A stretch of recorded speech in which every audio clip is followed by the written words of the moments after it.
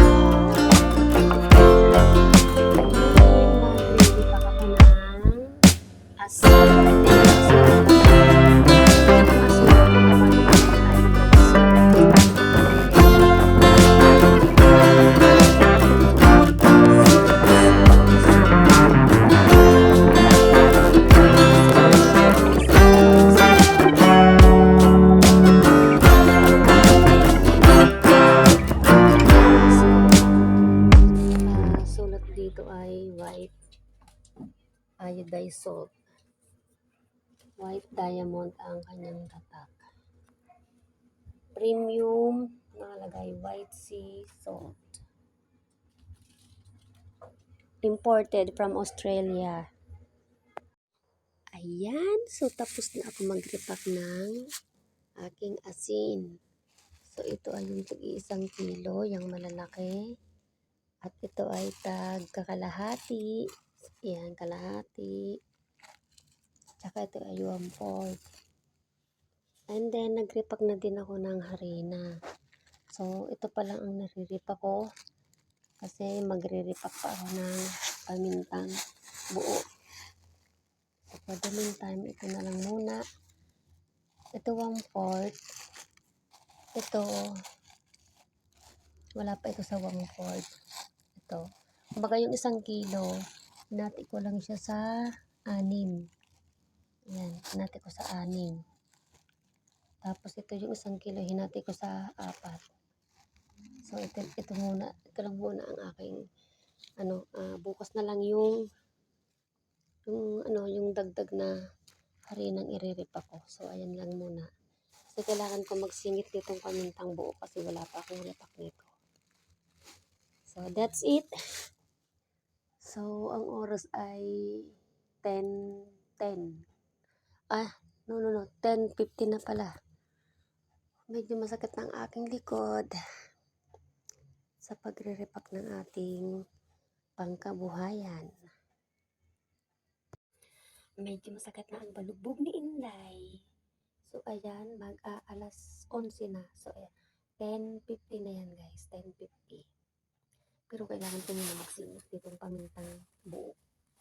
Para, bukas ay hindi. Iba naman yung aking gagawin kasi kahit ang dami ko pang kailangan gawin, mag-i-inventory pa ako ng iba ko pang mga pinamili na paninda. So, marami pa akong i-inventory.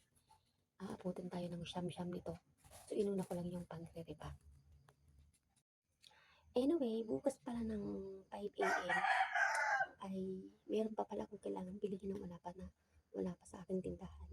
So, bibili pa ako ng bawang, sibuyas at saka luya. So, medyo malayo-layo yung aking bibilhan bukas kaya kailangan 5 a.m.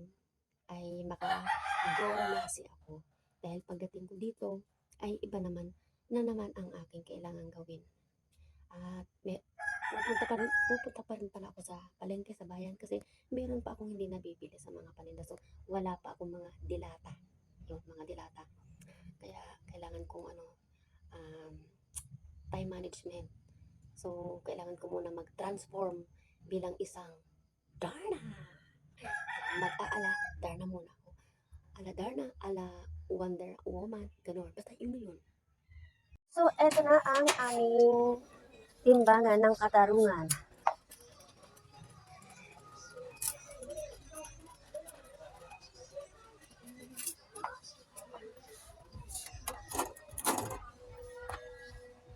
Ayan. Maganda ang kanyang kulay, mustard yellow. So, eto na yung aking bagong kinuha na aking gagamitin sa pagkikilo ng ating bigas at ang pag-rip ako ng kung ano-anong anik-anik. Uy, ayan, malapit nang matapos ang aking istante ng bigas.